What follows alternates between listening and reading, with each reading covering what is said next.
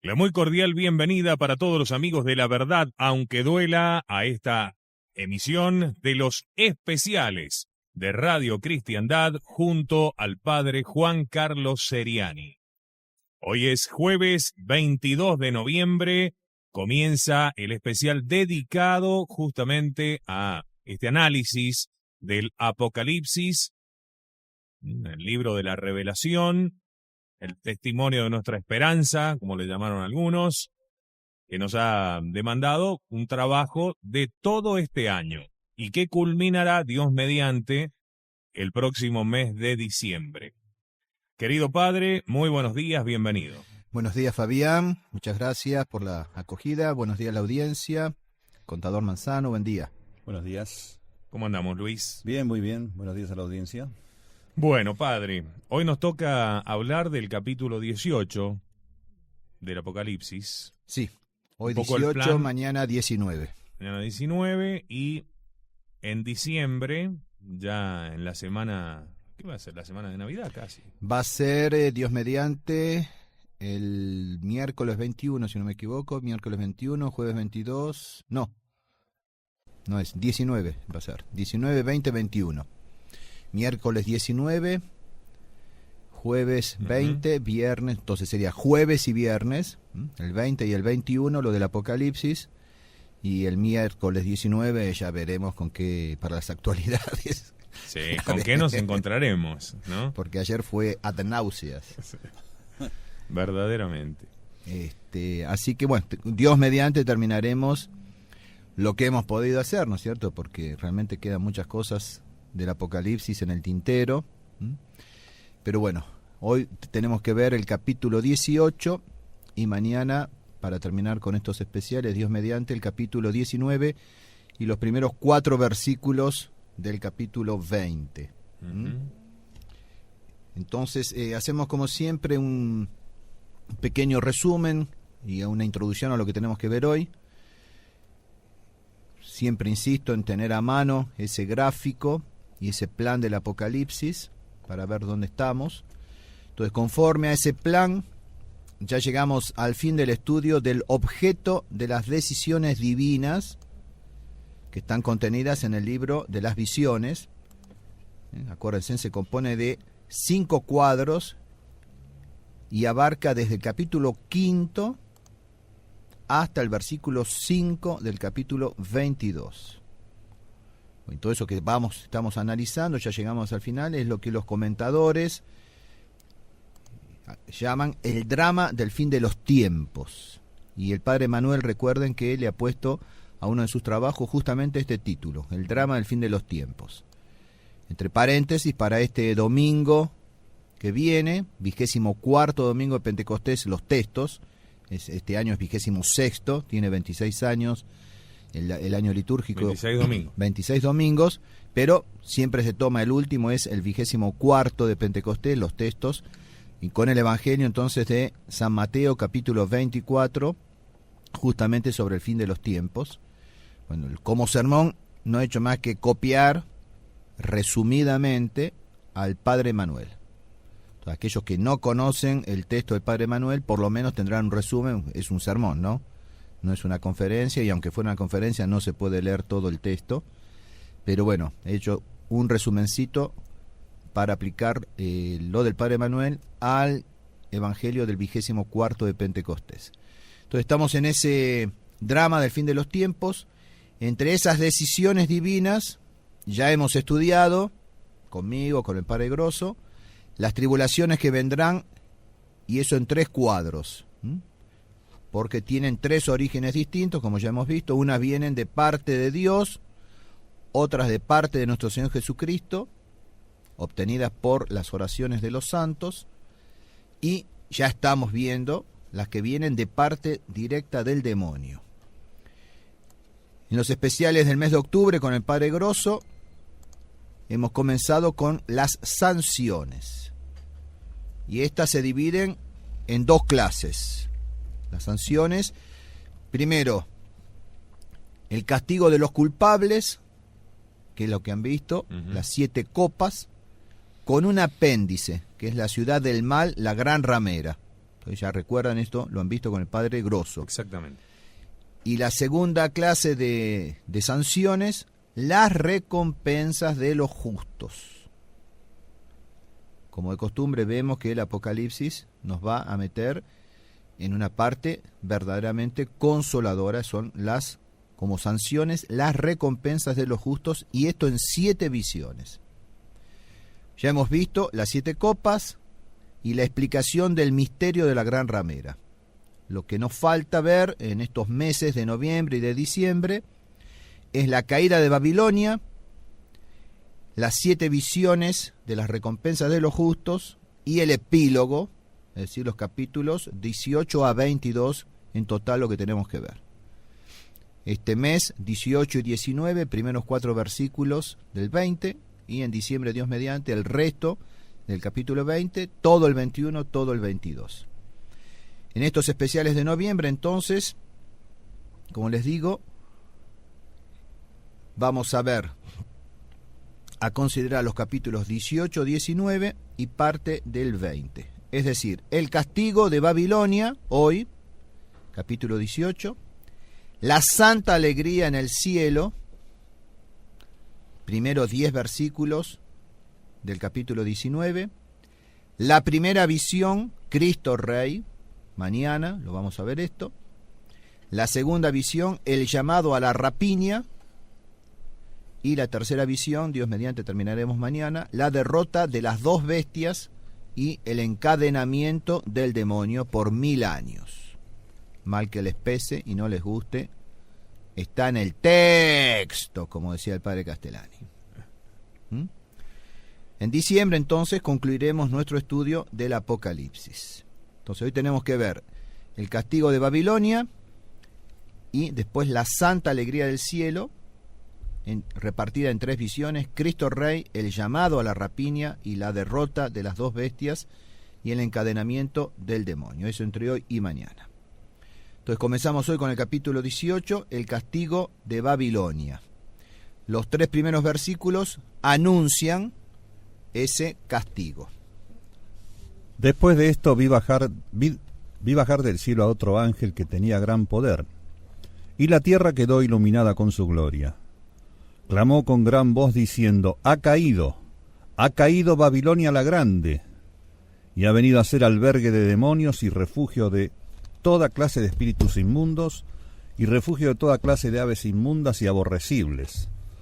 Porque del vino de su furiosa fornicación han bebido todas las naciones, y los reyes de la tierra han fornicado con ella, y los mercaderes de la tierra se han enriquecido con su lujo desenfrenado. Se trata del anuncio angélico antes del hecho en sí mismo. Es una anticipación. El ángel anticipa lo que va a suceder. A pesar de la contaminación de la atmósfera por el humo, la tierra es penetrada por la gloria resplandeciente del ángel que refleja la gloria de la divinidad. ¿Se recuerdan ese humo de dónde viene? Es lo que terminaron de ver con el padre Grosso. Entonces está ahí, es consecuencia de una de las copas y de toda la contaminación que hoy en día en las grandes ciudades las tenemos. Es consecuencia también de la maldad del hombre. No solamente castigo de Dios, sino propia maldad del hombre. Entonces, a pesar de toda esa contaminación, de ese, como le llaman, smog, que va a ser mucho peor, ¿no es cierto? La tierra es penetrada por la gloria resplandeciente del ángel.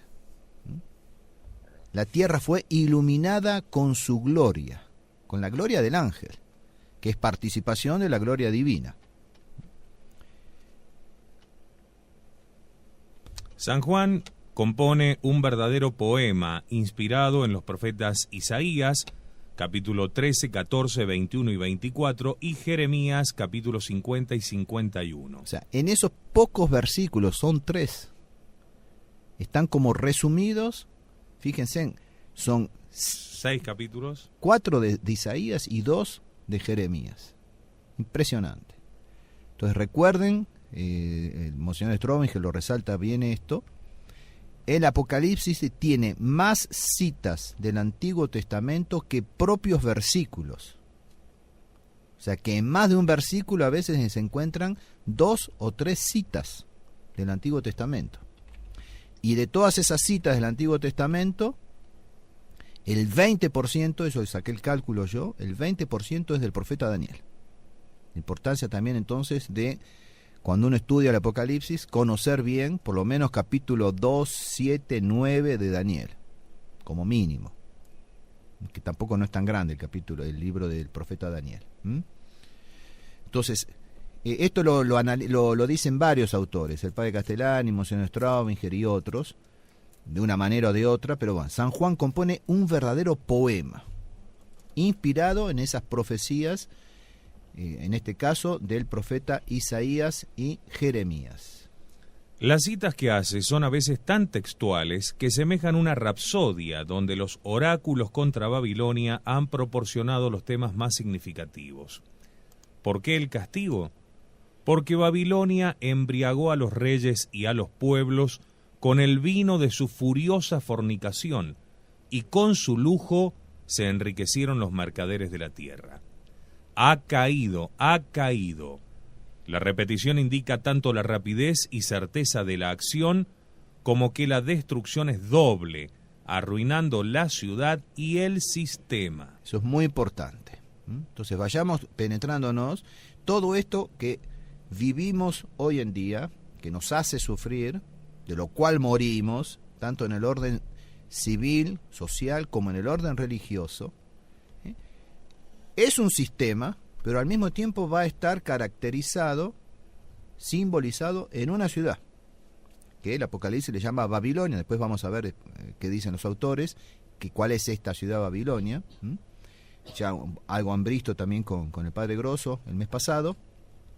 Pero entonces esa repetición no es solamente una cuestión de énfasis, indica rapidez, certeza de la acción, pero también ha caído la ciudad, ha caído el sistema. Claro.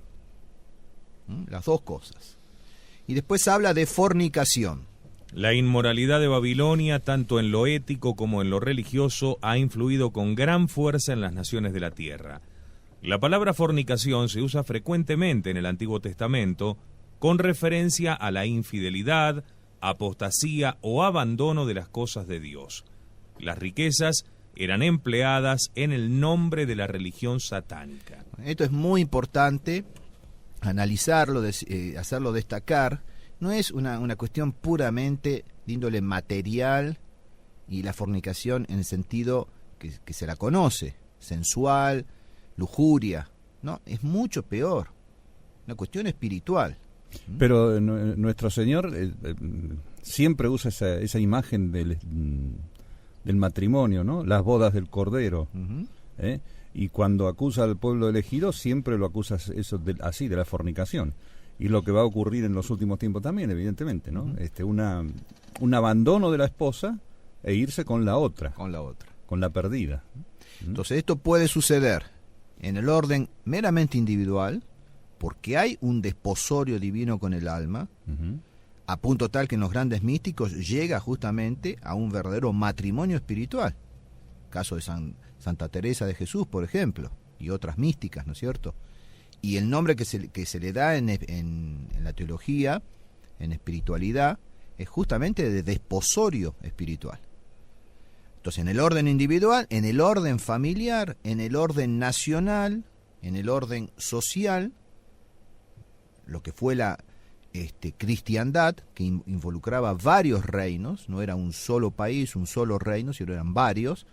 Bueno, cabe la infidelidad, cabe entonces la fornicación en el orden espiritual. Es el alma que fornica y abandona a su esposo Dios para irse con un ídolo. Es la familia que fornica, es el Estado, la nación, es esa sociedad, la cristiandad, que fornica. Acá se ve la adulteración del matrimonio y también la del patrimonio, porque las riquezas, que por supuesto son dones de Dios, pueden ser empleadas, deben ser empleadas al servicio de Dios. Y acá dice, eran empleadas en nombre de la religión satánica. Las dos cosas. Recordemos, para los que no entienden eso, matrimonio y patrimonio quiere decir matris munion, o sea, el oficio de la madre y el oficio del padre. Sí. Entonces, en una situación normal de la sociedad, en una sociedad cristiana, la madre, la mujer, se debe ocupar del hogar. Y el padre se debe ocupar de proporcionar aquello que sirve, que es necesario para el sustento de ese hogar. Claramente, hogar justamente como chimenea, la chimenea, el fogón, toma, el matrimonio toma el nombre de hogar justamente del el hecho material de la chimenea. Entonces, en la antigüedad, que no había electricidad, no había gas, etcétera, era el corazón de la familia, y la mujer debía mantener el fuego encendido. No se debía apagar ese fuego porque era complicado encenderlo. Hoy la gente no entiende esto. Y el varón debía proporcionar la materia para mantener ese fuego. Claro. Es decir, la leña. En la leña significado todo lo que simboliza, pero era la mujer la que daba calor y luz al hogar. Entonces, imaginen hoy justamente las familias modernas, vaya si hay fornicación en el orden espiritual. Esos hogares helados y oscuros, iluminados nada más que por la técnica moderna.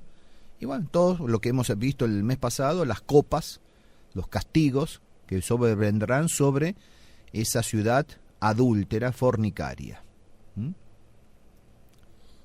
Entonces, tanto en lo ético como en lo religioso.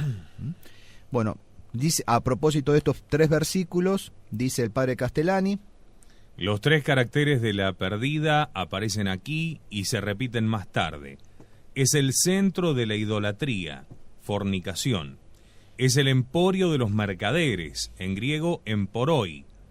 Guarnición de pajarracos inmundos, o sea, demonios, tomado de Isaías, que lo aplica a la Babilonia literal de los profetas. No cayó del todo Roma imperio, como cayó la antigua Babel, y caerá la futura fornicaria. Eso nos muestra que el tipo y el antitipo no coinciden siempre del todo, sino que el primero alumbra solo en general al segundo.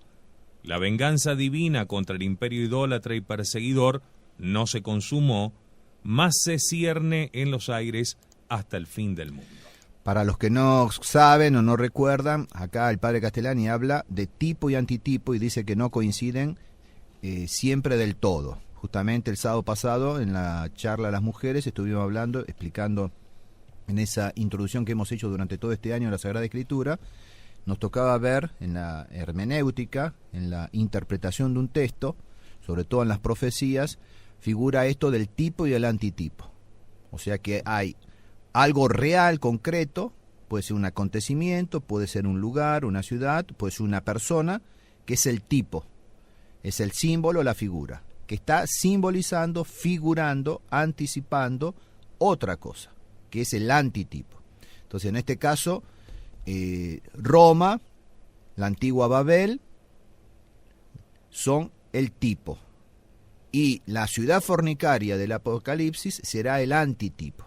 Entonces, en esa figura, así como cayó Babel, así como cayó el imperio romano, caerá también este emporoi, este imperio satánico, de esta Babilonia moderna. Pero el padre aclara muy bien que no cayó del todo el imperio romano, como cayó la antigua Babel, y como caerá la futura fornicaria, porque no siempre el tipo y el antitipo coinciden perfectamente. Entonces sería abusivo, ¿no es cierto?, buscar absolutamente todos los detalles en el antitipo y querer después copiarlos en el tipo y querer copiarlos después en el antitipo. Es una imagen que nos hace comprender. Pero se cierne en los aires hasta el fin del mundo esa venganza divina contra el imperio idólatra. No se ha consumado todavía, pero se cierne en el aire. Bueno, ahora vienen los versículos 4 a 8 que anuncian la caída de Babilonia. Luego oí otra voz venida del cielo que decía: Salid de ella, pueblo mío, para no ser solidario de sus pecados y no participar de sus plagas, pues sus pecados se han acumulado hasta el cielo y Dios se ha acordado de sus iniquidades. Pagadle como ella ha pagado, retribuidle el doble conforme a sus obras, en la copa que ella mezcló, mezcladle el doble. En proporción a su jactancia y a su lujo, dadle tormentos y luto, pues dice en su corazón: estoy sentada como reina y no soy viuda y no he de conocer el duelo. Por tanto, en un solo día vendrán sus plagas, muerte y luto y hambre, y será abrasada por el fuego, porque poderoso es el Señor Dios que la ha juzgado. Pues es un anticipo de lo que va a suceder. Allí, en esos versículos del capítulo 18, 4 a 8. San Juan advierte a los cristianos de alejarse de Babilonia para evitar la complicidad en sus faltas y la participación en sus castigos, porque sus pecados exigen una venganza terrible. Muchas veces se ha tomado, y no sin razón, aunque no se aplique tipo y antitipo, pero está el sentido acomodaticio también, que lo hemos explicado en la reunión esa de las mujeres. Muchas veces se ha tomado este versículo primero, luego oí otra voz venida del cielo que decía: salid de ella, pueblo mío, para no ser solidario de sus pecados y no participar de sus plagas. ¿Ha sido aplicado a qué? ¿A salir de dónde? Del concilio. De la Roma conciliar, de la Iglesia conciliar. Entonces, cuando se quiere, habiendo salido, porque hemos salido, mal que le pese a más de uno, y justamente viene muy bien el título que le puso Osco, el retorno, ¿no es cierto?, la conversión de Monseñor Felé, que está volviendo después de un largo camino. Hemos salido, nos hemos alejado de esa gente porque no queremos pegarnos el SIDA de ellos. Y ahora vuelven. ¿Cuántas veces se ha utilizado este versículo? Salid de ella, pueblo mío. Salid de esa Roma impía. Salid de esa religión conciliar. El cisma está en ellos, no en nosotros. Salir de la iglesia oficial, y sí, decía Monseñor Lefebvre, lo hemos leído ayer. Salir de la iglesia conciliar, por supuesto. Pero eso no implica salir de la iglesia. Y cuando, si alguna vez, que para mí no va a suceder, pero supongamos, hubiese realmente la restauración de la iglesia tan mentada por Monseñor Felé y compañía, Monseñor Lefebvre dice: ellos volverán no a nosotros, sino a la iglesia de la cual nosotros nunca hemos partido. Porque no somos la iglesia, pero estamos en la iglesia, y ellos no están en la iglesia. Entonces, salid de ella, pueblo mío. Y no soy yo el que la utiliza por primera vez, utiliza este sentido acomodaticio. Entonces, termínenla, salgan de una vez. Si es que no han salido, terminen de salir. Y si habían salido, como dice San Pedro, no vuelvan al vómito. No vuelvan al vómito. A ver si despiertan un poco los sacerdotes y hacen despertar a los feligreses.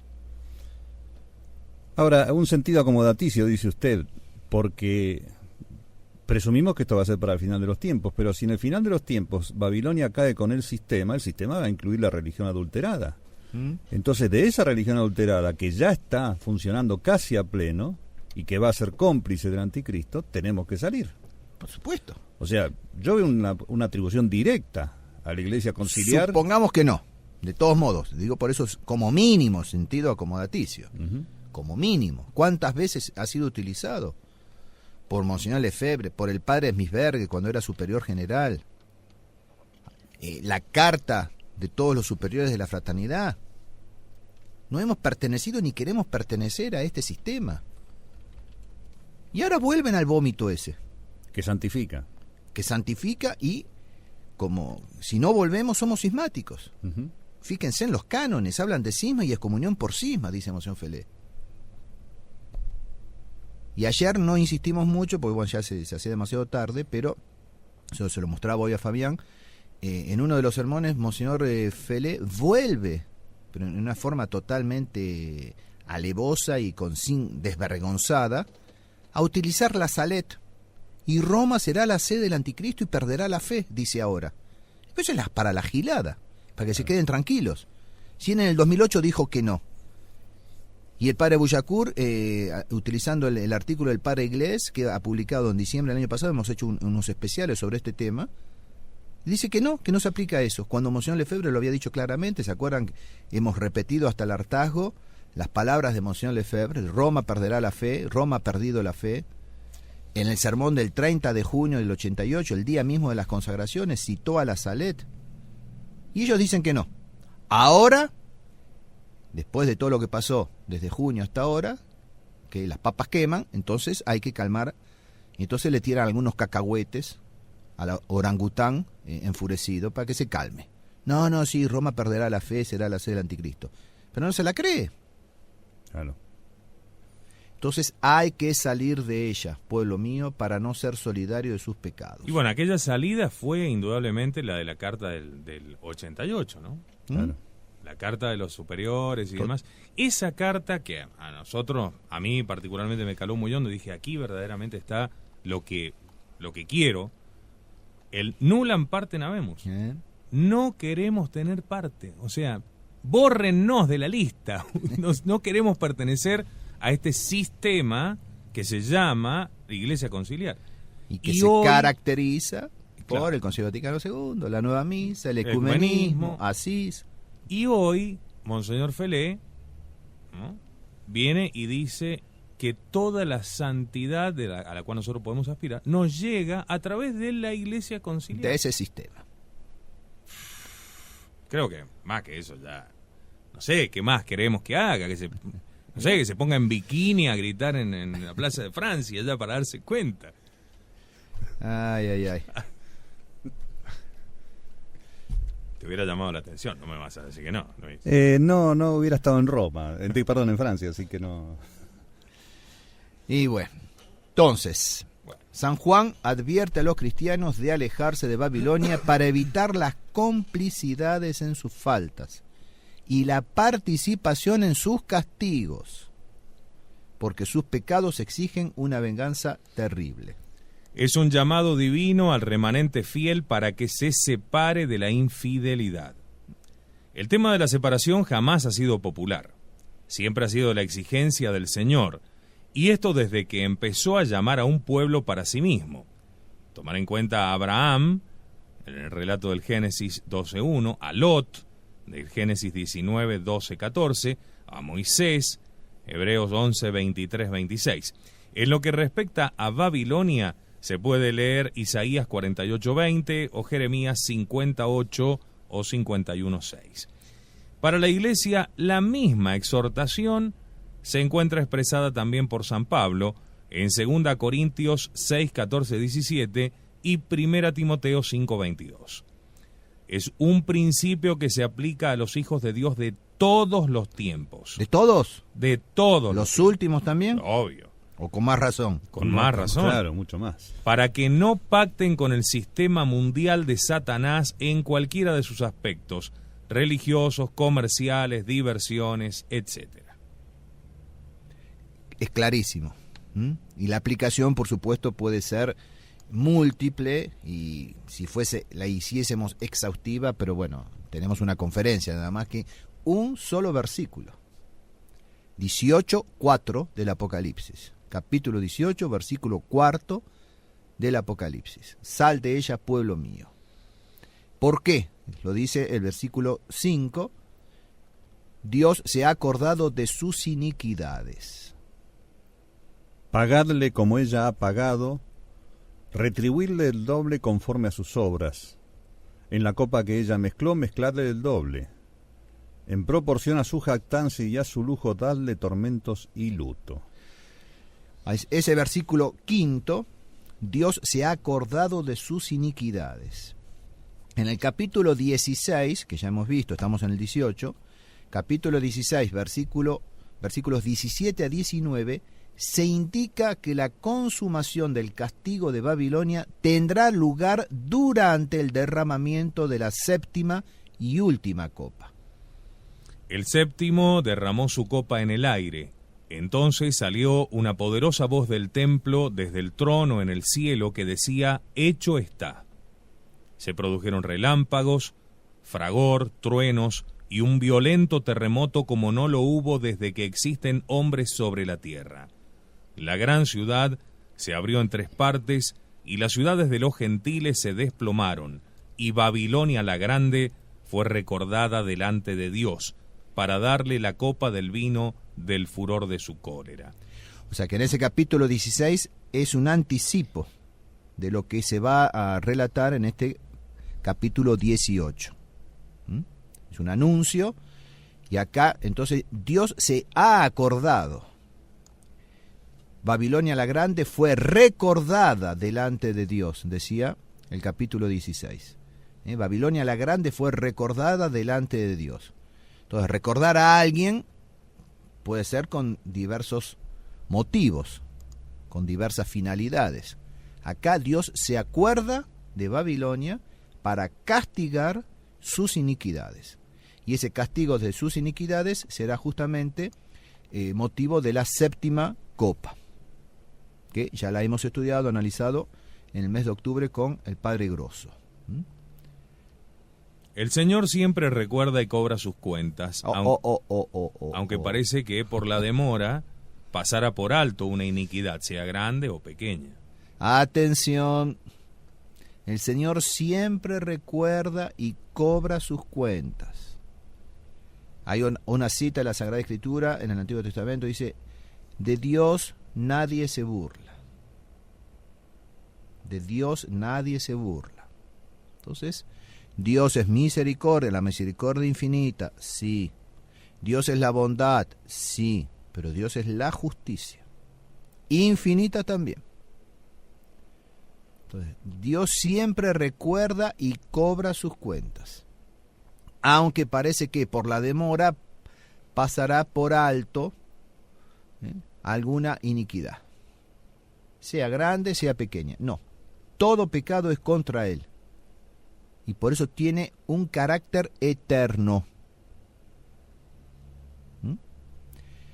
Así que a obtener la remisión de nuestros pecados y de la pena debida a ellos aquí en la tierra, por la confesión, por la penitencia, por las indulgencias, y si no, a más tardar, lo que quede de pena será purgado en el purgatorio. Pero el que muera en estado de pecado mortal irá al infierno. Que esto también nos sirva en sentido espiritual, ¿no es cierto? El Señor siempre recuerda y cobra sus cuentas. E inclusive hay algunos pasajes que son tremendos, ¿no? En la Sagrada Escritura, me parece que es en Proverbios 1, al final del capítulo 1, donde habla de: entonces me reiré yo de vosotros. ¿No? En vuestra turbación, como un huracán. Son palabras terribles. Quien utiliza mucho todo eso es justamente en preparación para la muerte, San Alfonso María. Utiliza muchísimo esos textos. Impresiona, porque uno dice, estamos tan acostumbrados a ser bombardeados con: no, pero si Dios es amor, todo lo perdona, aunque no te arrepientas, ya te perdona todo, absolutamente, porque sí, o sea, podés pecar libremente.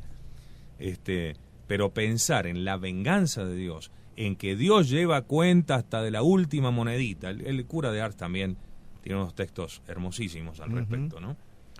Sí, no como alguien que te anda buscando a ver a dónde te puedo encontrar para pegarte. No. Pero ciertamente que no se pasa. Justamente cuando nosotros pensamos en ese juicio de Dios que sobrevendrá con la muerte, hablo acá de lo particular, cuanto más de lo que es colectivo, ¿no? Pero en cuanto a lo particular, yo pensaba en Santa Teresita, cuando aquel sacerdote le dice: su caridad está preparada para bien morir. Ella le dice: ¿preparada para bien morir? No, preparada tendría que estar para seguir viviendo. Pero que usted no tiene miedo del juicio. ¿Cómo voy a tener miedo de enfrentarme con aquel a quien tanto amo? Esa es la infancia espiritual, ¿no? Pero a la vez, nosotros vemos, por ejemplo, en Santa Catalina de Siena, en el mismo momento de la muerte, rogar de continuo: recen rosario, recen por mi alma, habiendo sido confirmada en gracia. ¿Sí? Así se enfrentan los santos, ¿no? Proverbios, capítulo 1, versículos 25 y 26. Rechazasteis todos mis consejos y en ningún caso hicisteis de mis amonestaciones. Por eso también yo me reiré de vuestra calamidad y me burlaré cuando os sobrevenga el espanto. Terrible. Más adelante dice: Dios se burla de los burladores. Claro, exacto. Y me hace acordar esta frase de la del Babilonia. Estoy sentada como reina y no soy viuda y no he de conocer el duelo. Estamos en lo mejor de lo mejor. E inesperadamente viene el gran castigo. En Los una hombres hora. beberán, se casarán, y ahí vendrá el gran castigo. Para al que le resulte difícil entender esto, más allá de si fue un castigo o no fue castigo, pero en cuanto a lo repentino y a la poca preparación, el hundimiento del Titanic. Claro. Y seguían bailando. Algunos seguían bailando. Otros se quedaron encerrados en sus camarotes pensando que era una broma. Y bueno, comida de pescados, de peces. Y es tremendo esto, ¿no? Los fenómenos que acompañan al proceso, los fenómenos climáticos y demás, relámpagos, fragor, no estamos acostumbrados, ¿no? Ni remotamente a inclusive a la imagen de estas palabras. Truenos y un violento terremoto. Uno piensa, ante cualquier terremoto, que puede ser violento, lo que significa el sobrecogimiento, el tremendo pavor que se siente, ¿no? Aquellos que hemos tenido oportunidad de vivir algún terremoto, verdaderamente sobrecogedor 100%, y permanece esa emoción terrible por mucho tiempo. Y aquí dice, como no lo hubo desde que existen hombres sobre la tierra. Pero así todos no creen. No creen, no. No creerán. No. Tarea difícil la del profeta, ¿no? Ya lo decía el padre Castellani. Sí. Entonces, Bueno. respecto de ese tener en cuenta y cobrarlas, o sea, nos hace pensar en la pena del talión, ojo por ojo, diente por diente. Entonces, será aplicada la réplica de sus obras le es impuesta. De la copa que hizo beber, deberá beber ella el doble.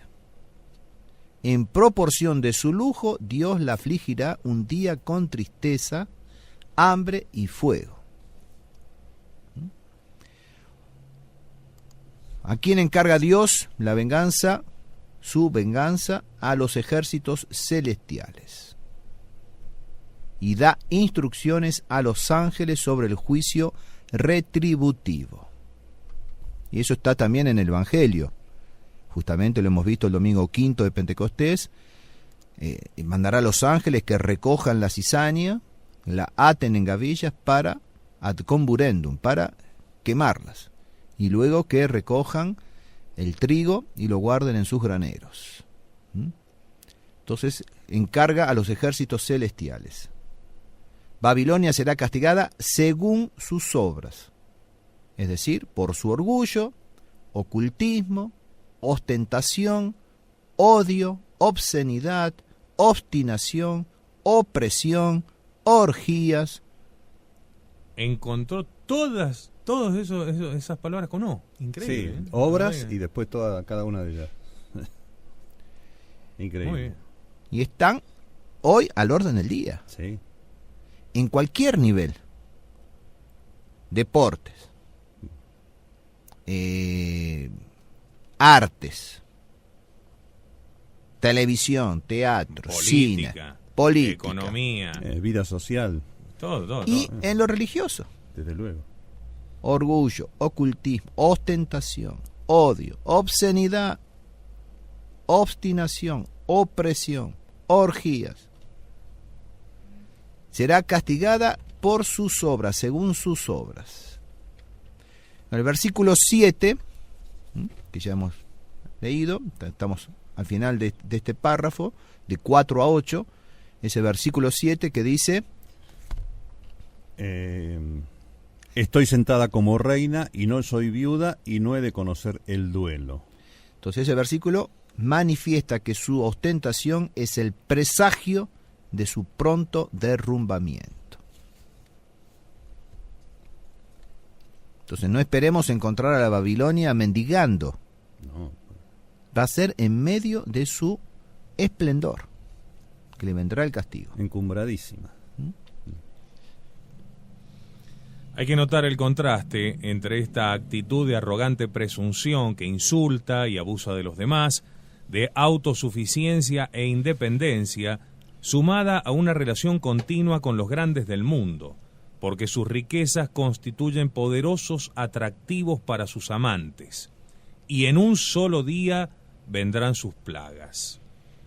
Durante esta tribulación, bajo los azotes de Dios, las relaciones comerciales mundanas, un colapso, trayendo como consecuencia toda clase de desórdenes económicos y civiles. O sea, eso es muy importante, analicemos, porque ha sucedido en escalas a lo mejor menores, y lo que ha sucedido, las consecuencias que ha traído en el orden económico nacional, el miedo y las consecuencias, ¿no es cierto? Todo lo que vale la pena comentar eso, porque esto va a ser reduplicado, centuplicado al final. Las relaciones comerciales que lo vemos hoy en el mundo, ¿no? Está todo alterado, todos los sistemas económicos nacionales, por lo menos en Europa y parte de Asia, están convulsionados. Por supuesto que todo eso es manejo de los poderosos, no son cuestiones espontáneas o que tienen una generación sin causa. Y por supuesto trae toda clase de desórdenes económicos y civiles, asesinatos, paros, convulsión, desempleo. Y todo eso es, claro que esto también es preparación de la gran solución que va a traer aparentemente el anticristo. Pero la convulsión va a seguir, no tanto en el desorden exterior, sino en el desorden interior, porque vamos a ser dominados personalmente, o sea, individualmente, familiarmente, socialmente. Ahora, esto es posterior, o sea que ese bienestar que va a dar justamente el anticristo, este bienestar que está pidiendo esta sociedad actual, y le será concedido cuando reconozcan al otro, va a entrar en colapso después. O sea que durante esa tribulación, ese castigo a Babilonia, bajo los azotes de Dios es ahora. Las relaciones comerciales mundiales van a sufrir ese colapso, con todas esas consecuencias. Pero en un grado superlativo. Sí, no digamos infinito, pero es Dios mismo. O sea que el castigo va a ser divino. Ahora que estos castigos, estos corralitos o corralones, ¿no es cierto?, a veces económicos, hacen temer tanto a la gente, le hacen sufrir tanto, le hacen preocuparse tanto. Imagínense, y que son producto de acciones humanas, perversas por supuesto, pero humanas. Imagínense cuando sea un castigo divino eso. Claro. Cuando el corralito sea un castigo divino. Cuando el sistema caiga, sufre el colapso. No solamente la ciudad fornicaria, sino todo el sistema por castigo divino. Es Dios quien va a castigar. Y viniendo de Dios va a tener que ser un colapso perfecto. Entonces ahí no va a haber escapatoria. Bueno, comentando estos 4 o 5 versículos del 4 al 8 del capítulo 18, Monseñor Straubinger comenta, dice: la orden recuerda los pasajes que se refieren a la Babilonia histórica en Isaías 48:20, Jeremías 5:8, 51:6 y 45, Zacarías 2:7. Hay un paralelismo con Jerusalén en San Marcos 13:14 y San Mateo 24:16. Como observamos al comentar esta expresión, dice Monseñor Straubinger, en Isaías 48:20, con la caída de Babilonia, debía empezar la redención del pueblo judío, que entonces solo fue la imagen de la que había de traer Jesucristo. San Lucas 21:28. La salida de los judíos fue pacífica por la merced de Ciro.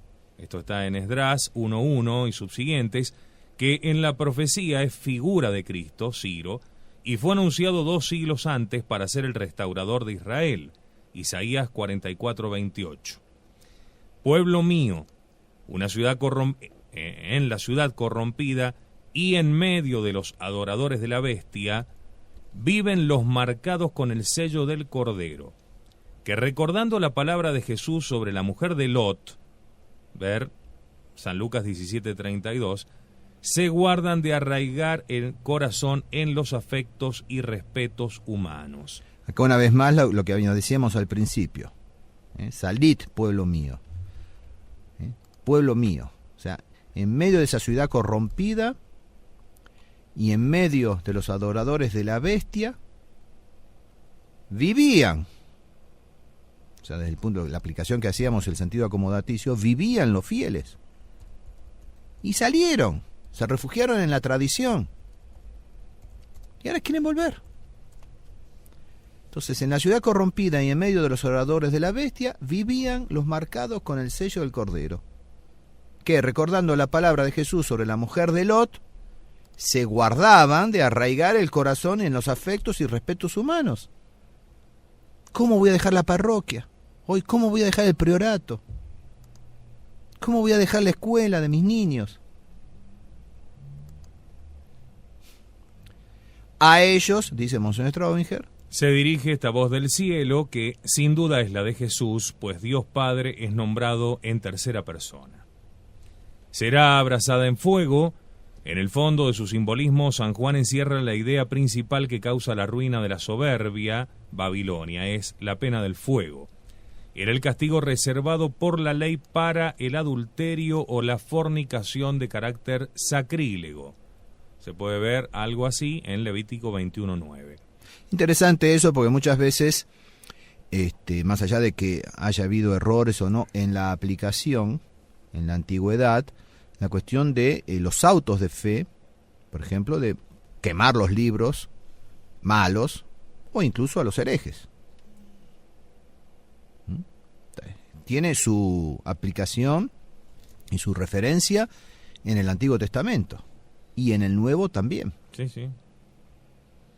Entonces, el fuego purifica, por eso en el purgatorio hay fuego, y en el infierno hay fuego. Entonces, así... Aunque ese ya no purifica. No, ese castiga nada más. Pero justamente la Iglesia ha tomado para purificar aquí en la tierra el fuego, no es sin sentido. Está en la Sagrada Escritura, está en la teología, está en el dogma referente al purgatorio, al infierno. Entonces el fuego purifica. Será purificado pasando por el fuego. Y si no purifica, como mínimo castiga. Y tiene su fundamento en la Sagrada Escritura. Entonces esto es lo que decía el Monseñor Straubinger. Veámoslo, cómo comenta estos versículos del capítulo 18, 4 a 8, el padre Castellani. Dice el padre Castellani, estas palabras han de entenderse espiritualmente, pues físicamente no podrán los cristianos últimos abandonar las urbes capitalistas, ni hacerles el doble de los daños recibidos de ellas, como no lo pudieron tampoco los cristianos primeros. Lo que hicieron fue devolver a los perseguidores bienes por males y abandonar no físicamente la urbe capitalista, sino espiritualmente su mentalidad de lucro, estafa, explotación e iniquidad. San Agustín observa que con los pasos de la fe podemos huir de este mundo hacia Dios, nuestro refugio. Pero si le vamos a pedir la fe a la Iglesia Conciliar, estamos sonados. Pero si es la santificación, sí, nos viene de ella. ¿Qué pides a la Iglesia de Dios? La fe. A la Iglesia de Dios, no a la tradición, claro, no a la fraternidad. A esta Iglesia concreta que nos santifica. ¿Sí? ¿Qué fe te da? La de todos estos... La de Babilonia. Dios mío. No, es inimaginable. Entonces San Agustín observa, con los pasos de la fe podemos huir de este mundo hacia Dios, nuestro refugio. Porque evidentemente va a llegar un momento que no vamos a poder huir a ningún lado, materialmente, físicamente hablando. Pero siempre podemos hacerlo espiritualmente. Pero si no lo hacemos desde ya espiritualmente, menos lo vamos a poder hacer después. Entonces ya es desde ya que hay que huir. Los que devolvieron de hecho el doble de tormento y lujo son los ángeles, o mejor dicho, los mismos hombres inicuos y el orden inmutable de la equidad providencial. Cuando escribía San Juan, los cristianos tenían delante y encima una situación intolerable. Matados y torturados en formas bestiales y satánicas, calumniados en todas formas, tachados de criminales, degenerados y enemigos del mismo género humano. Solo los milagros o el milagro pudo hacer que no se extinguieran, antes se multiplicaran incesantemente, hasta que Constantino vio que había que apoyarse incluso políticamente en ellos. Para consolar y corroborar a estos, se escribió primordialmente el librito. De ahí su fuerza, que hoy alguno dio en llamar ferocidad. Habla del Apocalipsis. Ujú. ¿Y a quién hace referencia allí? ¿A Borges? Habla... No sé. ¿Quién desanima? Claro, sí. Bueno, hoy hablaría de Boucicaut, pero Claro. bueno, tenía a Borges en aquella época, más o menos lo mismo. No sé si era Borges, pero hay muchos, ¿no es cierto? No, hay muchos. A A Renan. Borges, Renan, por eso entre nosotros a Borges. A lo mejor el mismo Taylor, con el cual convivió allá en Francia, el pobre padre Castellani, que en su arrogancia ni lo saludaba. El tonto este Taylor, sin darse cuenta que convivía con el padre Castellani. Qué lujo. San Juan ha sido en un sentido el poeta más grande del mundo, poeta primitivo, sin artificios, sin arte, si quieren, grande por lo que sabe más que por la manera de decirlo. Esta apelación forcible a la imaginación era requerida por la atormentada imaginación de sus cristianos y de nosotros. Una vez que Juan supo seguro que la ramera iba a caer y que el cordero iba a triunfar, y eso pronto, en una perspectiva empero que él no podía mensurar, era natural y aún necesario este vasto cuadro de la equidad vengada, que no nace de ferocidad, la ferocidad del otro lado estaba, sino de una pura y simple fuerza poética y adaptación al objeto. Está muy bien dicho eso, ¿eh? Realmente el padre Castellani, como tantas veces, encuentra las palabras precisas para resumir, ¿eh? En una sola frase, apenas 3-4 renglones, esa resuelve la objeción y al mismo tiempo manifiesta claramente, ¿no es cierto?, lo que el Espíritu Santo reveló a San Juan. Y habla de un poema. De un poeta, claro. El poeta más grande del mundo, dice. Poeta primitivo, sin artificios, sin arte, si quieren. Poeta sin arte. Grande por lo que sabe, más que por la manera de decirlo. Muy, muy lindo. De otro modo no podría robustecer, venciendo las imágenes terribles de los males presentes. Era necesario esta apelación a la imaginación, ¿no?, por la atormentada imaginación de sus cristianos y de nosotros. Hay que notar el adverbio en un día, que luego pasa a convertirse en una hora. Será abrasada en fuego. La pena de fuego era el castigo reservado por la ley para el adulterio o la fornicación de carácter sacrílego, como ya hemos mencionado. Ahí termina el comentario de estos versículos 4-8 del capítulo 18 siempre. Ahora ya viene un pasaje más largo, vamos desde el 9 hasta el 20, que incluye entonces las lamentaciones de los aliados y mercaderes. O sea, los aliados a la Gran Babilonia y los mercaderes. Bueno, si le parece, lo vemos tras la pausa, hacemos una breve pausa y enseguida continuamos aquí con los especiales de Radio Cristiandad y el padre Juan Carlos Seriani. El tema de este especial de Radio Cristiandad con el padre Juan Carlos Seriani de este jueves 22 de noviembre del año del Señor 2012. Todos invitados, todos bienvenidos. Estamos ya por adentrarnos en el pasaje del capítulo 18, versículos 9 al 20, que dice así: Al ver el humo de su incendio, llorarán y se lamentarán sobre ella los reyes de la tierra, que con ella vivieron en la fornicación y en el lujo. Manteniéndose lejos por miedo al tormento de ella, dirán: ¡ay, ay de la ciudad grande de Babilonia, la ciudad poderosa, porque en una sola hora vino tu juicio!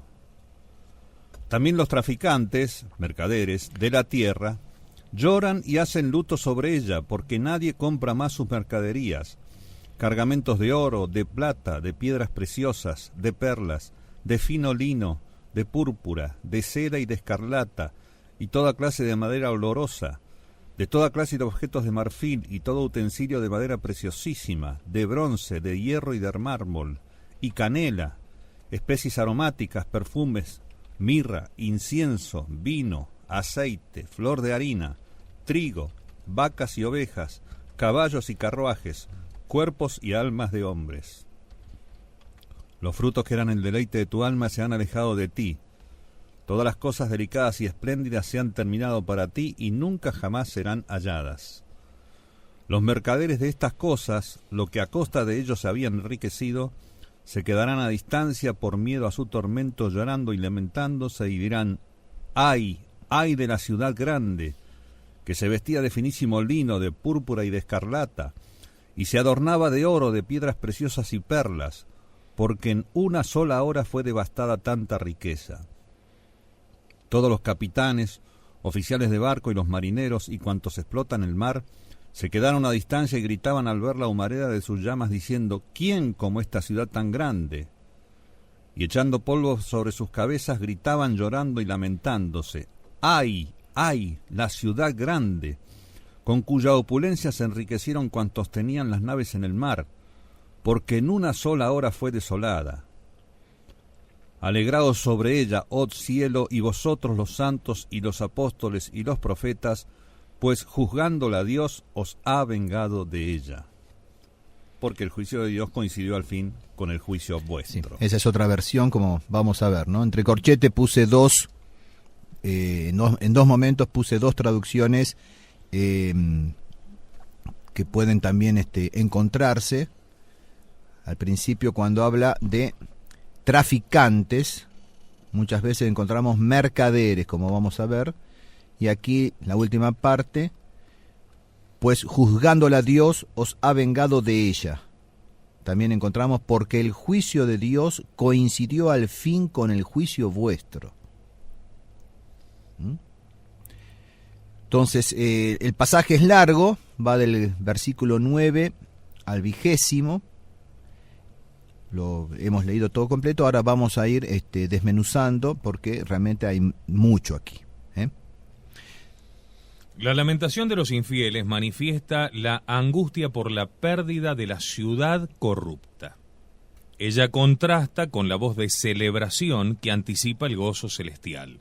Ahí ya vemos un contraste, ¿no? Infieles y fieles. Uh-huh. Los infieles se lamentan, los fieles se alegran ante la caída de Babilonia. Reyes, mercaderes y marinos se mantendrán a distancia en vista del fuego abrasador que la devora. Se lamentarán y llorarán su suerte. Mientras tanto, el cielo celebra su triunfo con sus santos, apóstoles y profetas, pues se ha hecho justicia.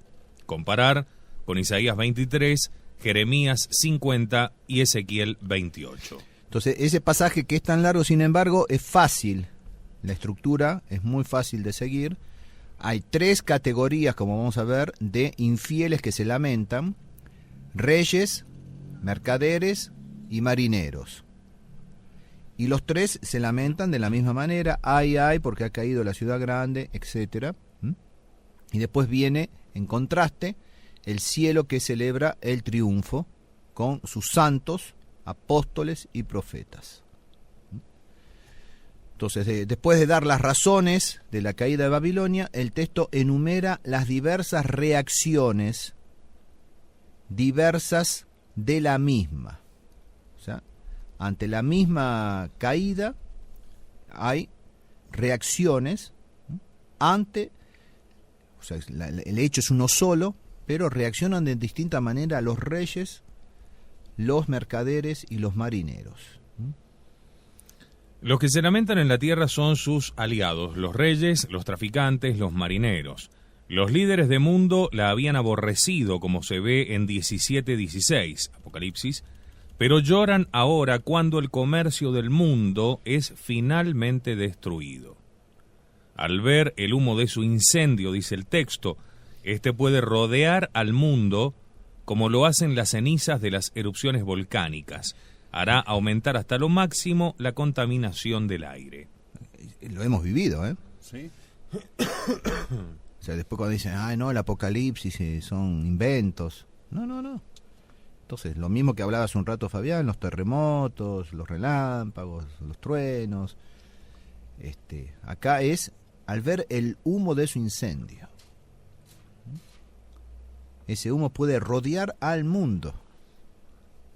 O sea que no necesariamente, como hemos visto o podemos ver en el comentario del padre Castellani de Straubinger, tiene que ser una sola urbe, pues todo un sistema. Claro.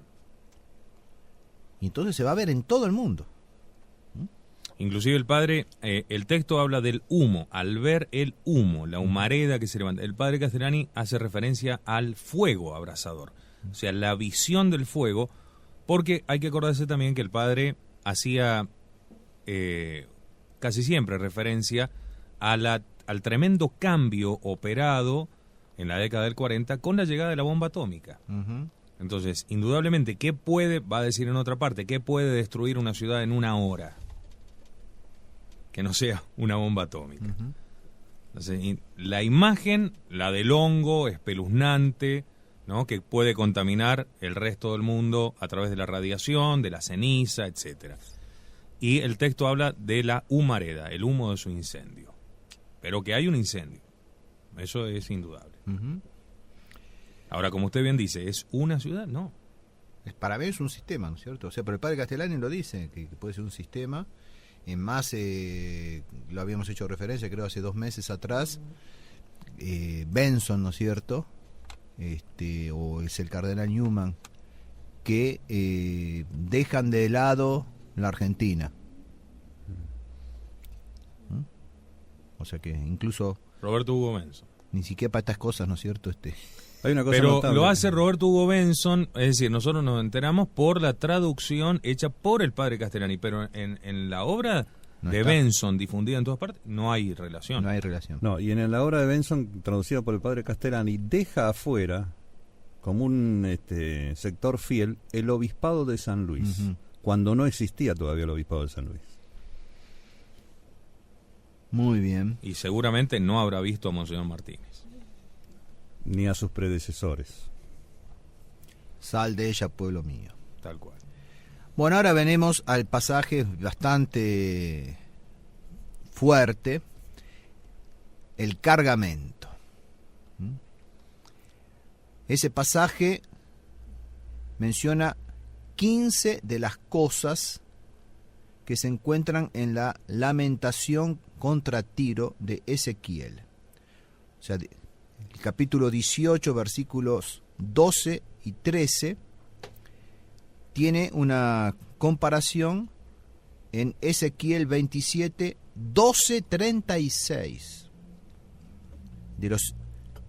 En esa lamentación contra Tiro, el Apocalipsis va a recoger 15 cosas como cargamento. Entonces leamos el pasaje del profeta Ezequiel en la lamentación contra Tiro, capítulo 27, versículos 12 a 36. Tarsis era cliente tuya por la abundancia de toda riqueza. Plata, hierro, estaño y plomo daba por tus mercancías. Javán, Tubal y Mosoc traficaban contigo. Te daban a cambio esclavos y utensilios de bronce. Los de la casa de Togormá te daban por tus mercancías caballo de tiro y de silla y mulos. Los hijos de Dedán traficaban contigo. Numerosas islas eran clientes tuyos. Te pagaban con colmillos de marfil y madera de ébano. Siria era cliente tuyo por la abundancia de tus productos. Daba por tus mercancías malaquita, púrpura, recamados, lino fino, batista, coral y rubíes. Judá y la tierra de Israel traficaban también contigo. Te daban a cambio trigo de Minit, perfumes, miel, aceite y bálsamo. Damasco era cliente tuyo por la abundancia de tus productos. Gracias a la abundancia de toda riqueza te proveía de vino de Elbón y lana de Saar. Bedán y Javán desde Usal daban por tus mercancías hierro forjado, canela y caña. Dedán traficaba contigo en sillas de montar. Arabia y todos los príncipes de Cedar eran también tus clientes. Pagaban con corderos, carneros y machos cabríos. Los mercaderes de Sabá y de Ramá traficaban contigo. Aromas de primera calidad y toda clase de piedras preciosas y oro daban por tus mercancías. Harán, Cané y Edén, los mercaderes de Sabá, de Asiria y de Kelmad traficaban contigo. Traían a tu mercado vestidos de lujo, mantos de púrpura y brocado, tapices multicolores y maromas trenzadas. Las naves de Tarsi formaban tu flota comercial. Estabas repleta y pesada en el corazón de los mares. A alta mar te condujeron los que a remo te llevaban. Pero el viento de oriente te ha quebrado en el corazón de los mares. Tus riquezas, tus mercancías y tus fletes, tus marineros y tus timoneles, tus calafates, tus agentes comerciales, todos los guerreros que llevas, toda la tripulación que transportas, se hundirán en el corazón de los mares el día de tu naufragio. Al oír los gritos de tus marinos, se asustarán las costas. Entonces desembarcarán de sus naves todos los remeros. Los marineros, todos los hombres de mar, se quedarán en tierra, lanzarán su clamor por ti, gritarán amargamente, se echarán polvo en la cabeza, se revolcarán en la ceniza, se raparán el pelo por tu causa, se ceñirán de sayal. Llorarán por ti en la amargura de su alma, con amargo lamento. Entonarán por ti en su duelo una elegía, harán por ti esta lamentación. ¿Quién era semejante a Tiro en medio del mar? Cuando tus mercancías se desembarcaban, saciabas a muchos pueblos. Con la abundancia de tus riquezas y productos, enriquecías a los reyes de la tierra. Mas ahora estás ahí, quebrada por los mares, en las honduras de las aguas. Tu carga y toda tu tripulación se han hundido contigo. Todos los habitantes de las islas están pasmados por tu causa. Sus reyes están estremecidos de terror, descompuesto su rostro. Los mercaderes de los pueblos silban sobre ti, porque te has convertido en objeto de espanto y has desaparecido para siempre. O sea, el paralelismo es neto. O sea, mucho más exhausto, por supuesto, el profeta Ezequiel, pero es clarísimo. Ahora, podemos dividir los artículos de comercio en 7 categorías, la mayoría de los cuales son cosas de lujo. Algunas son indispensables, pero la mayoría son cosas de lujo. Entonces, 7 categorías. Primera, materiales preciosos, oro, plata, piedras preciosas, perlas. La segunda, materiales para vestimentos lujosos, fino lino, púrpura, seda y escarlata. La tercera, materiales para muebles costosos, madera olorosa, objetos de marfil, madera preciosísima, bronce, hierro, mármol. Especies preciosas, canela, especies aromáticas, perfumes, mirra, incienso. Comestibles, vino, aceite, flor de harina, trigo. Animales y cosas para el uso agrícola y doméstico, vacas, ovejas, caballos, carruajes. Por último, la séptima, comercio con personas, cuerpos y almas de hombres. vean la categoría, ¿no es cierto? Materiales preciosos, materiales para vestimentos lujosos, materiales para muebles costosos, especies preciosas, comestibles, animales y cosas para el uso agrícola y doméstico, y comercio con personas, que involucra cuerpos y almas de hombres. Según el texto griego, la conjunción y entre estos dos términos, cuerpos y almas, parece indicar una distinción entre los dos términos. Según el texto de la Vulgata, mancipiorum et animarum hominum es igual a de esclavos y de almas de hombres. O sea que no se entendería muy bien.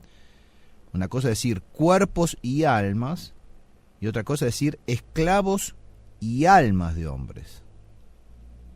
Entonces, cuerpos y almas se entiende perfectamente, pero no se sabe bien qué representan los cuerpos y qué representan las almas.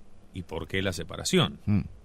Y después, entre esclavos y almas de hombres, menos, pues sería esclavos y libres. Se entendería si fuera esclavos y libres. Pero esclavos y almas de hombres, bueno.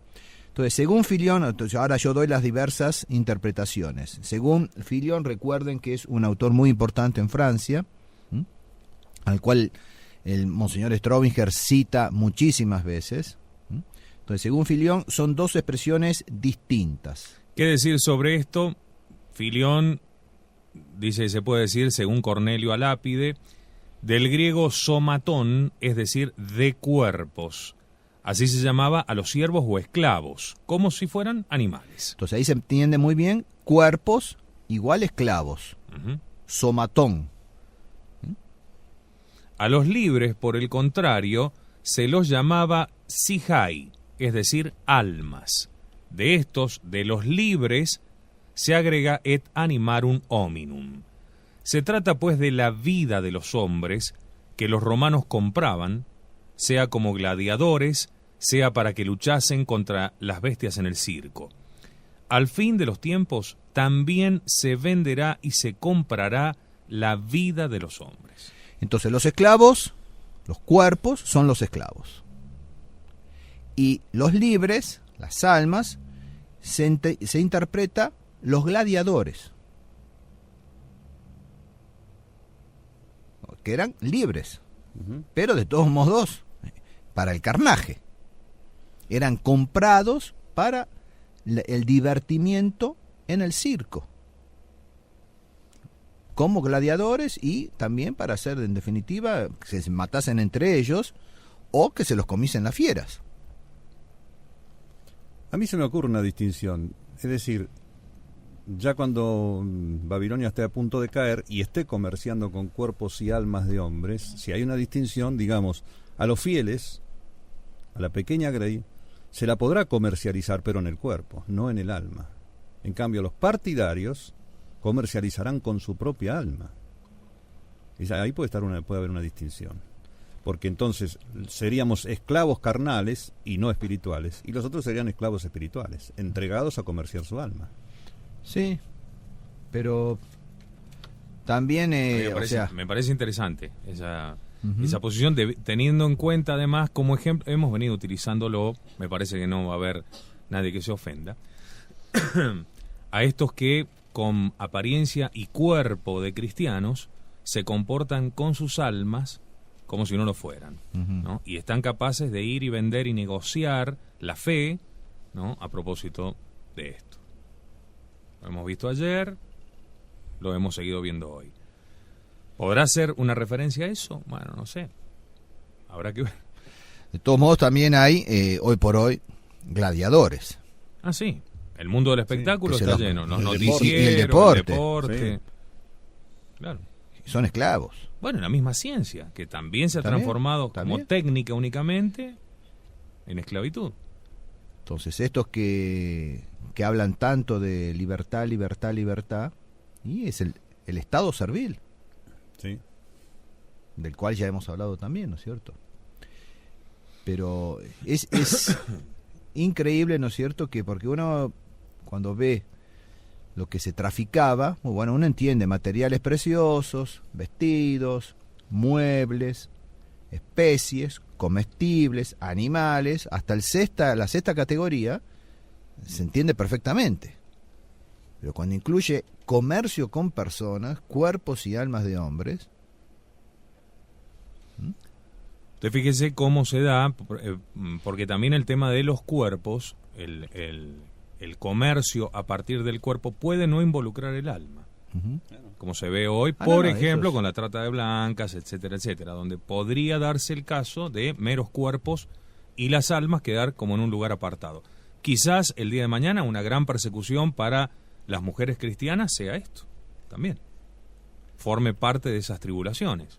Como pasó en los primeros tiempos de la persecución romana.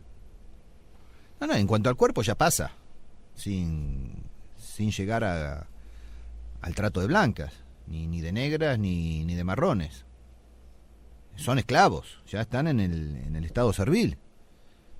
Pero me refiero a que no es voluntario, o sea, no interviene el alma, sino tan solo el cuerpo prisionero. Pero sí, como que el alma podría quedarse aparte. Pero los otros es con alma. Sí, bueno, hoy hay esclavos de cuerpo solamente, esclavos de alma solamente y esclavos de cuerpo y alma. Exacto. Sí. Están los tres. Bueno, y finalmente hace referencia a la palabra alégrate, ¿no? Después de recibir la invitación de alejarse del versículo 4, los redimidos reciben ahora una invitación a alegrarse. En este caso es justo regocijarse sobre el infortunio de otros, porque Dios lo ha ordenado. Importante eso, ¿eh? La orden viene del cielo. Y es de alegrarse ante la caída de Babilonia. En 11:10, la muerte de los 2 testigos era motivo de gran alegría para los seguidores del anticristo y ahora la situación es al revés. Bueno, sobre la caída de Babilonia, el regocijo, la alegría de en los el cielo. santos. Sobre este largo pasaje, el padre Castellani dice: comienza el profeta una especie de treno o elegía, parecido a los famosos trenos de Jeremías o a los onus de Isaías, puesto en boca de los amadores y siervos de Babilonia, y al fin en boca de los celestes, para resbalar sin ruptura al himno de las bodas del Cordero y la visión de la derrota definitiva de los anticristos. Las dos cosas siendo 2 aspectos de una misma, con lo cual termina esta primera visión cúspide y se abre la del reino milenario. La ramera es pintada como ciudad mercantil y fenicia, abastada de lujos, que señorea por el poder del dinero y el dominio del mar, que vende esclavos y esclaviza incluso las almas. Como luego se añade, el treno de los capitanes de navío parece indicarse un puerto de mar. Los lamentos de los mercaderes son el retrato de los hombres del mundo, lejos de llorar la perversidad de la ciudad caída o siquiera compadecer su trágica suerte, como hacen los reyes del versículo 9, deploran ante todo sus propias pérdidas, porque nadie comprará ya sus mercaderías. Su egoísmo no repara en la iniquidad tremendamente castigada por Dios, sino en que ello le trae un lucro cesante. Hacen el inventario de su desastre. Cuerpos y almas. Tremendo tráfico que recuerda el de Tiro con los esclavos de Ezequiel 27:13, pero al que se añade aquí el de las almas. En la Rusia del zar, a los esclavos los llamaban almas. Hoy son los negociados con los desechos de los abortos, el robo de niños para los trasplantes, el trato de blancas, la droga, etc. Yo no diré que esta civilización donde estamos, y llaman civilización cristiana a sus defensores, sea todo mala. Pero esta civilización en que estamos está podrida en la médula. Ella es, como dicen sus aceclas, en otro sentido, una civilización bestial. La urbe prostituida, sea ella una ciudad, sean varias, va a ser destruida por bomba o bombas atómicas, puesto que va a perecer por incendio y en una hora. Antiguamente eso no se podía hacer. Hoy se puede, y el instrumento de ello ya está inventado. 3 veces se repite en esta elegía que será destruida en una hora, como antes se había dicho en un solo día. Interpretación literal, por lo tanto, diferente del reinado por una hora de los 10 reyesuelos, que allí significa poco tiempo. He de notar que el tremendo impacto en la mente del padre Castellani de la bomba atómica lo hizo pensar y lo hizo darse. O sea, ciertamente nosotros sabemos, por ejemplo, que las investigaciones realizadas en la zona que antiguamente era la Pentápolis, donde estaban Sodoma, Gomorra y otras 3 ciudades, llevan a la conclusión de haber sido devorada por una suerte de bomba atómica. O sea que el tipo de residuo que se encuentra, la calcinación, el tipo de calcinado de piedras y demás, habla de una energía a nivel nuclear. Quiere decir, no por obra de hombre, como tampoco será destruida por obra de hombre esta Babilonia, sino por mano de Dios. Y entonces no hay diferencia entre una y la otra. Él se queda con la sorpresa que le ha causado también el tema de la bomba atómica y lo aplica. Y está bien, no está alejado. Pero digamos que esto no viene por mano de hombre. Aquí parecería que eso queda medio dudoso en este pasaje, ¿no? Porque dice, antiguamente eso no se podía hacer. No, y está bien. Antiguamente eso no se podía. Hoy lo puede hacer el hombre, pero este castigo no vendrá del hombre. o no al menos en forma directa, quizás indirecta, y a eso puede referirse. En las explosiones atómicas humanas a veces hay sobrevivientes, acá no los va a haber, salvo los que estén afuera. Sí. La intensidad del fuego, de la destrucción, va a ser terrible, suprema, mucho más que una bomba atómica, evidentemente. Tal vez con los mismos síntomas, con las mismas cosas visibles o sensibles, pero en una intensidad imposible para el hombre. De todas maneras, la bomba atómica que conoció el padre Castellani ha sido superada por 1000, ¿no? O sea, la capacidad hoy de destrucción que tiene el hombre es impresionante.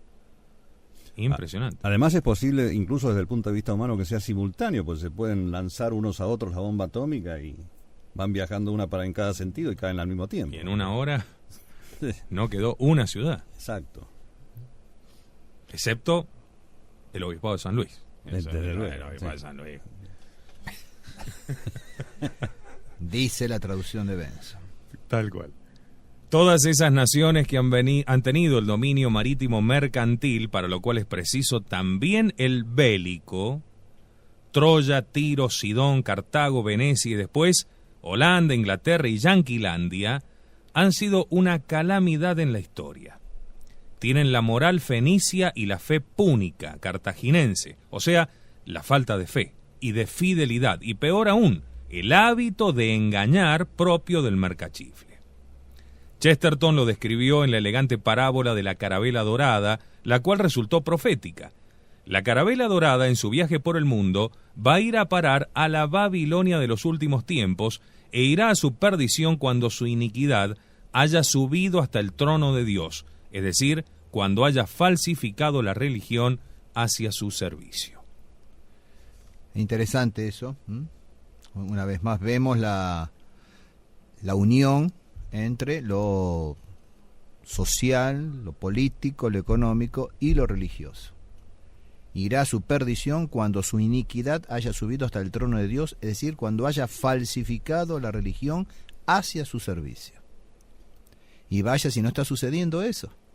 Sí, porque hasta ahora todas las ciudades que nombró tenían el dominio mercantil y precisaban el bélico. Para dominar el mundo van a precisar también el poderío religioso.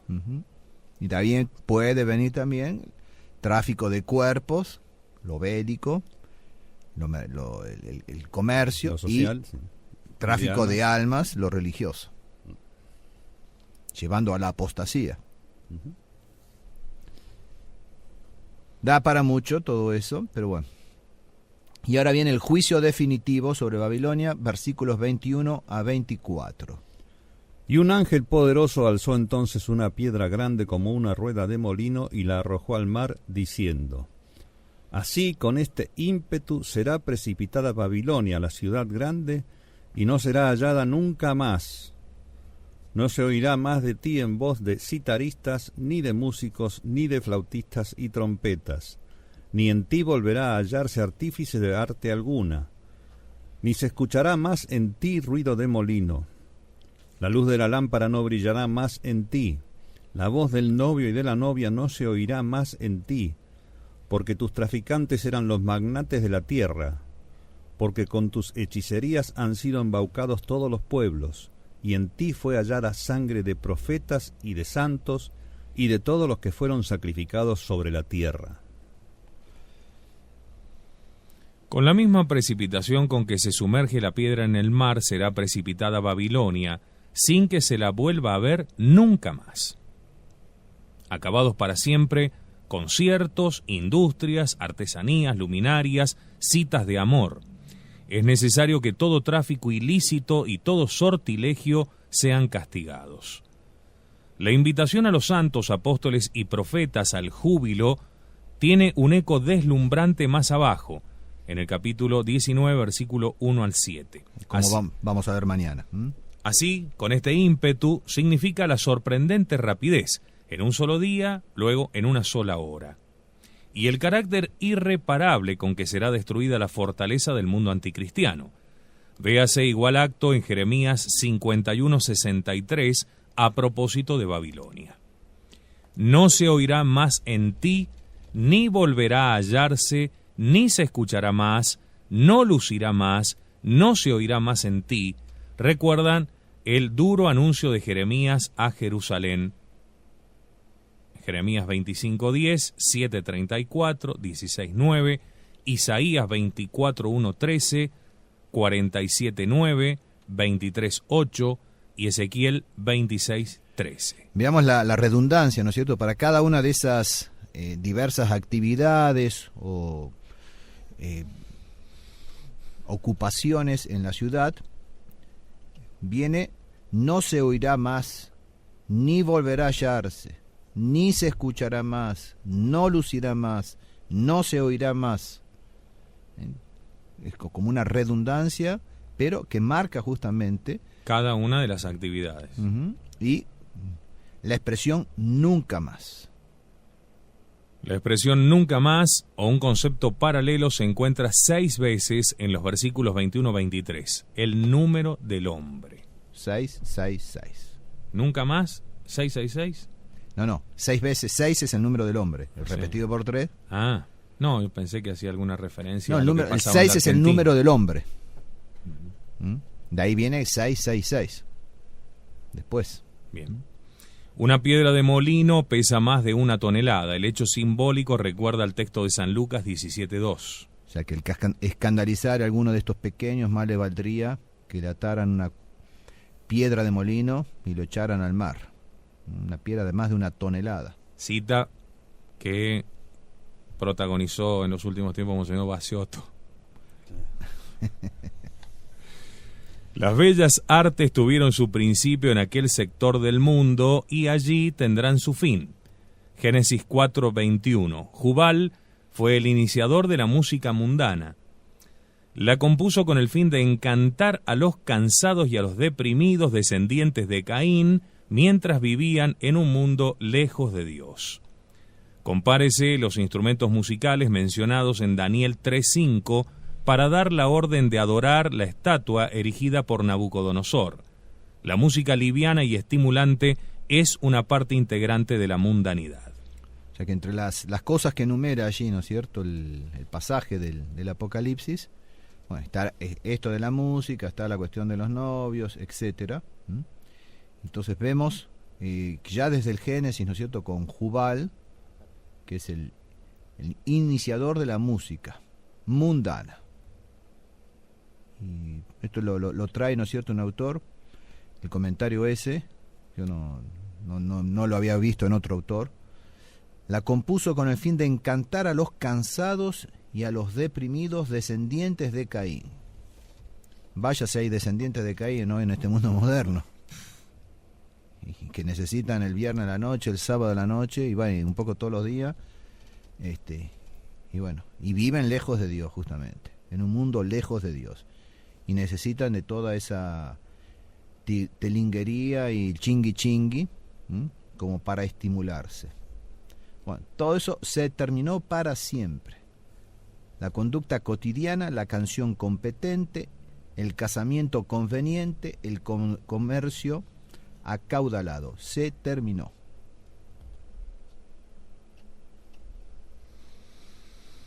Sangre de santos, véase 6:10, 16:6, 17:6, 19:2, San Mateo 23:35, Jeremías 51:49. Bueno, todo eso es recurrente. El versículo 24 recuerda al 17:6, y vi a la mujer ebria de la sangre de los santos y la sangre de los mártires de Jesús, y me asombré con grande asombro al verla. El padre Lacunza, recordemos, ha propuesto de estos versillos una exégesis ingeniosa que parece plausible. Las palabras son del padre Castellani, quien dice esto sobre Lacunza, del padre Castellani. El padre Lacunza ha propuesto de estos versillos una exégesis ingeniosa que parece plausible. Dice el padre Lacunza: nadie nos dice lo que significa en realidad y propiedad la embriaguez de la mujer que a San Juan se hizo tan notable. Vi a aquella mujer embriagada de la sangre de los santos y de la sangre de los mártires de Jesús. Solamente nos acuerdan por toda explicación que en Roma se derramó antiguamente mucha sangre de cristianos y suponen que será lo mismo cuando vuelva a ser idólatra y se una en amistad con el anticristo.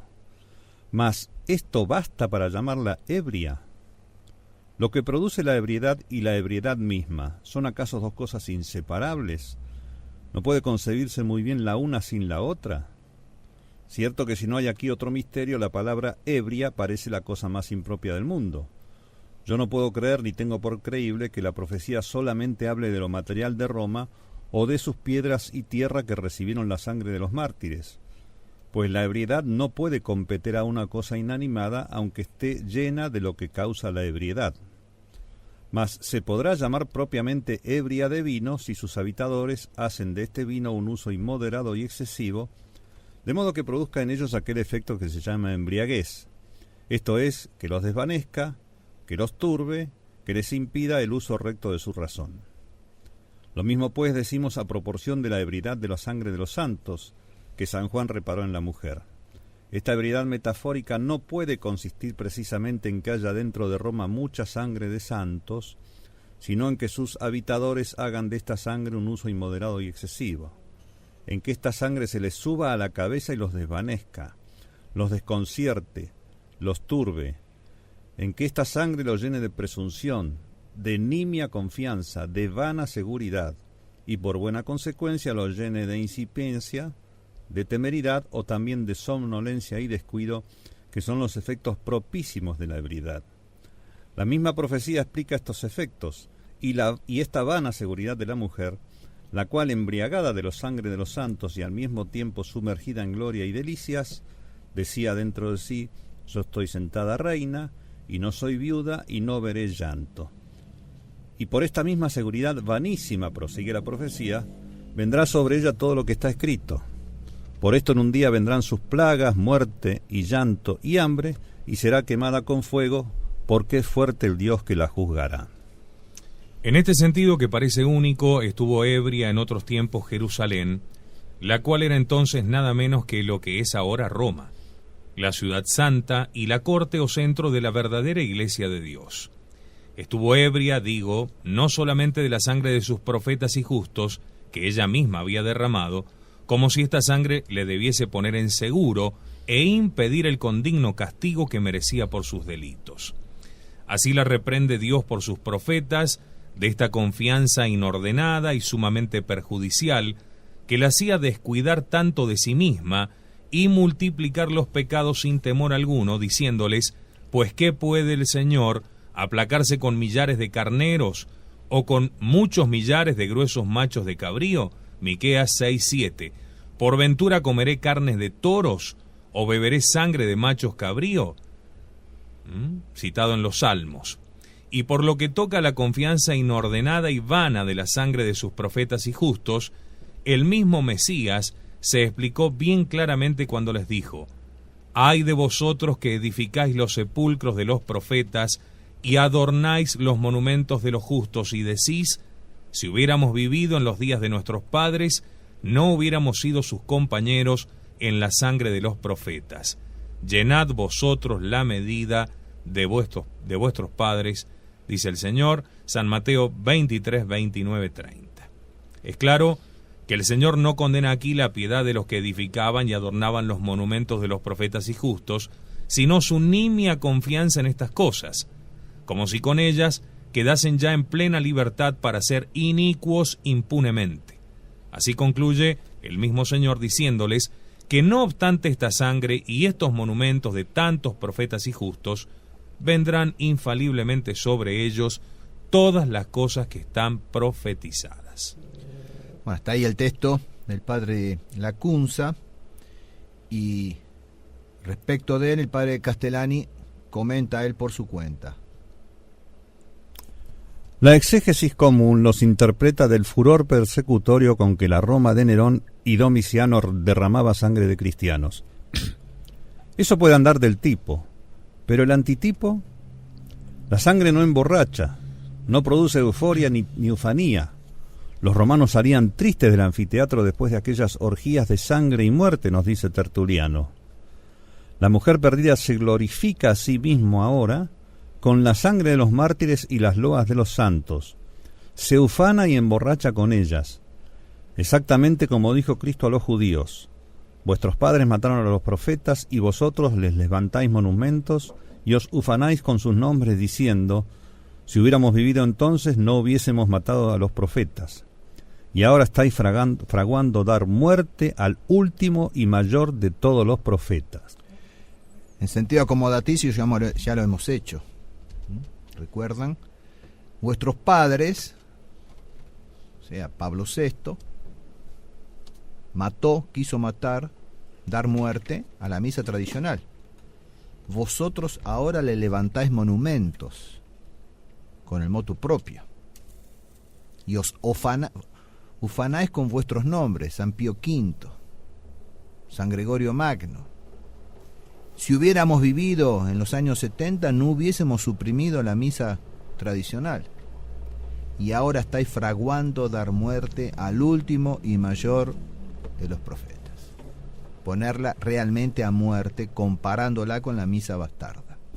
Y lo han logrado, y han logrado la aceptación de esto por los que se siguen ufanando de esa tradición en este sentido litúrgica, y sin embargo están fornicando con los reyes de la tierra. Dice el padre Castellani: la religión adulterada hace gala de la fama de los antiguos santos muertos y persigue a los santos vivos. La misa cantada en Barcelona de Havelock Ellis. El actual modernismo religioso se apropia de las glorias terrenas de la religión, de las catedrales góticas y románicas, y en una palabra, toda la añadidura del reino de Dios que la cristiandad suscitó. También es de ello la espiritualidad. Perdón, ¿la de Valtorta? Debe ser. De ellos dice. La fraternidad y el humanismo. Apocalipsis, visión 17, la gran ramera. Dice el padre Castellani: porque tus traficantes eran los magnates de la tierra, porque con tus hechicerías han sido embaucados todos los pueblos, y en ti fue hallada sangre de profetas y de santos y de todos los que fueron sacrificados sobre la tierra. Están indicados ahí los rasgos propios del capitalismo. Primero, el principado de los mercaderes, que son los que realmente gobiernan hoy día a hurtadillas y con engaños.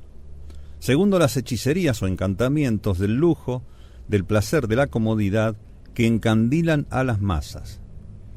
Y tercero, el homicidio, la guerra y la persecución como medio de sostenerse, que es cuando al fin Dios interviene e hiere.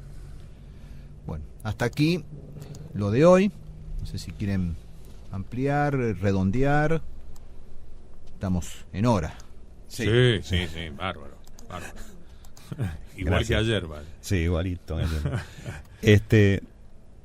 No, es una figura completa, íntegra y perfectamente previsible de lo que va a ser el mundo ante la segunda venida de Cristo, es decir, en el momento inmediato anterior. Va a estar al borde de la pérdida hasta de los elegidos, lo cual implica un estado de degradación moral, espiritual, material, terrible, por más riquezas que haya en el mundo, ¿no?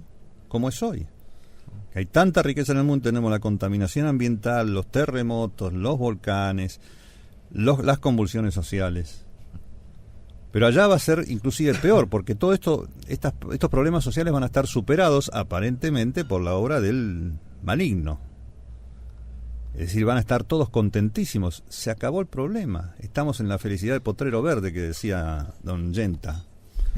Y ahí va a venir el castigo. Es decir, en el momento de mayor soberbia del anticristo y sus secuaces, en el momento en que crean que han triunfado para la eternidad, les va a caer la eternidad encima.